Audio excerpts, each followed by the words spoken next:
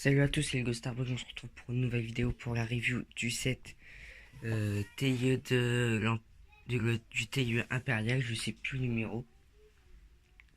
Et vous pouvez m'appeler le bête, parce que hier dans la review du QG des fils de Garmadon, j'avais dit que je ferais la présentation des personnages. Je n'ai pas, j'ai oublié. Et en même temps, j'ai oublié de vous présenter le truc Spin Zinsu. Alors, ça se fera en même temps que que la review du X-Wing. Ouais, ça se fera en même temps ouais, en fait, ça se fera en même temps que la review du X-Wing, la review des personnages du set Les Fils de Garmadon. On va commencer par le TIE. Bon, j'ai déjà mis le pilote à l'intérieur. Pilote classique, pas trop, il a pas trop changé. Ah bah, on va commencer. Bah, ici, il y a le cockpit. Là, la manette pour diriger. Ça s'ouvre aussi par... Ah merde. Bon, je sais plus comment ça s'appelle. Ici, on a un petit range-armes pour son pistolet. Qu'on peut mettre soit d'un côté, soit de l'autre. Par les pinces. Là. Bon, après, il n'y a rien de exceptionnel. C'est un TIE. Sauf que c'est le TIE impérial. J'ai eu les autres TIE qui sont sortis.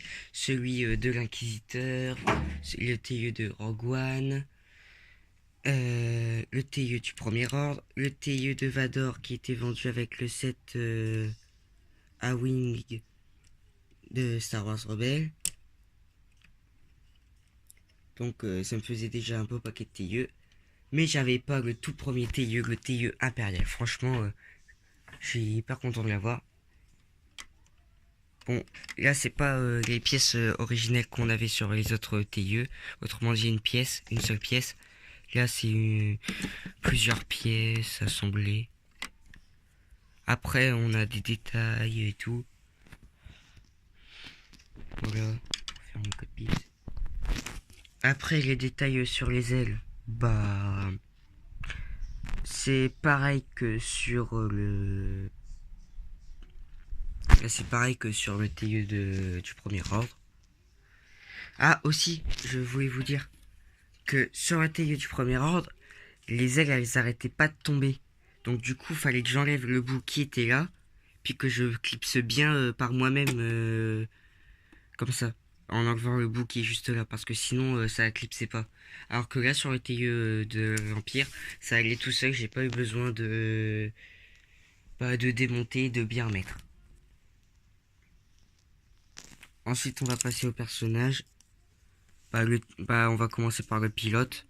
Rien de très spécial. Il est ordinaire. Oui, je tourne toujours dans la chambre à ma soeur. C'est parce que il monopolise la mienne. Alors, c'est toujours les mêmes... Attendez, je vais te mettre la lumière.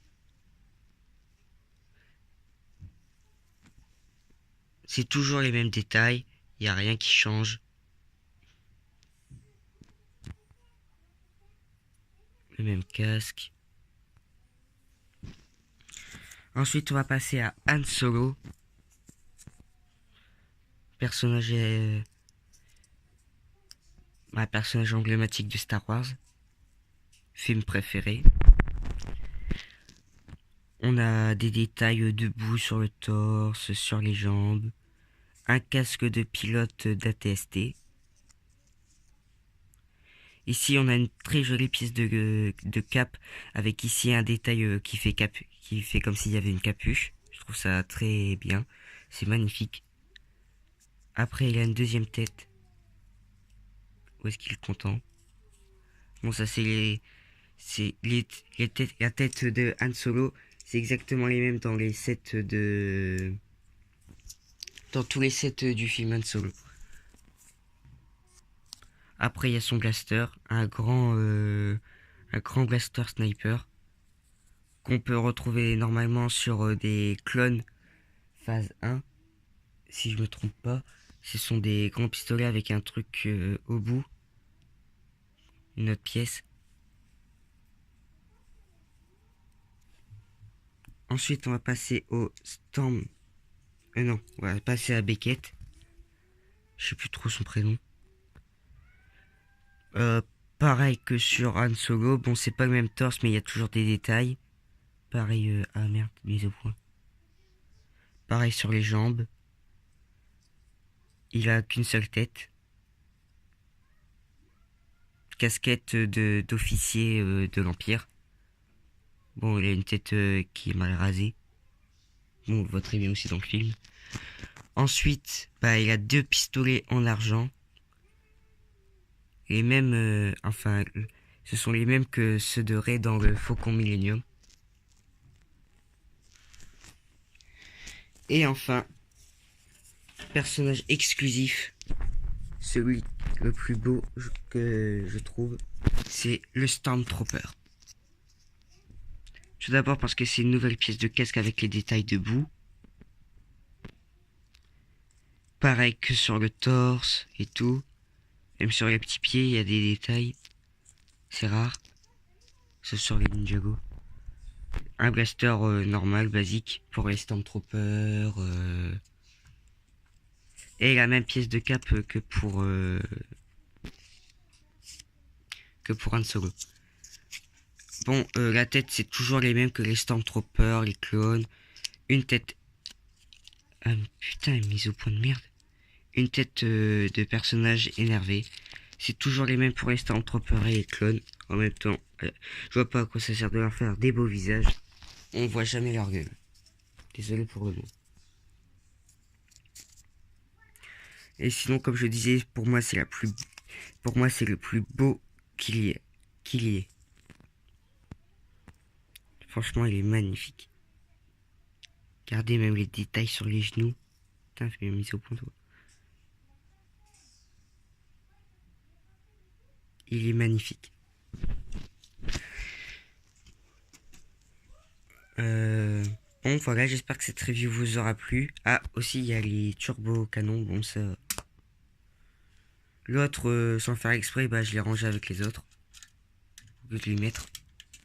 Vous savez très bien qu'est-ce que ça fait. C'est un ressort. Ici, il y a le bout. Vous descendez le bout et ça tire.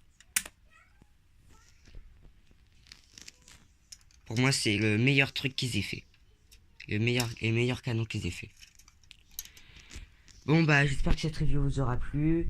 N'oubliez pas de vous abonner, lâcher des likes, de partager la vidéo si elle vous fait plaisir.